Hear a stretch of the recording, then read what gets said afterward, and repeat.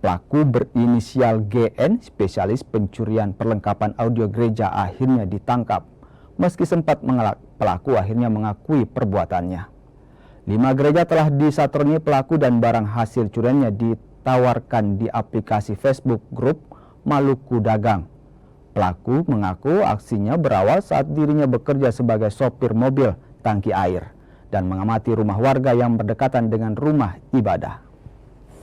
Modus operasinya melakukan pencurian pada malam hari dengan memanfaatkan, mohon maaf, memang beberapa gereja yang dicuri ini sistem keamanannya kurang, sehingga yang bersangkutan dengan leluasa mengambil barang-barang yang berada di dalam gereja tersebut. Kita akan amankan juga satu sepeda motor, cuma tidak kita tampilkan.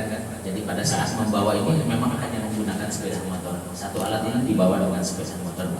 Bermacam-macam merek ini dengan bermacam-macam harga, ada yang 30, ada yang 60, mungkin total sekitar 200 sampai 250 juta total semua.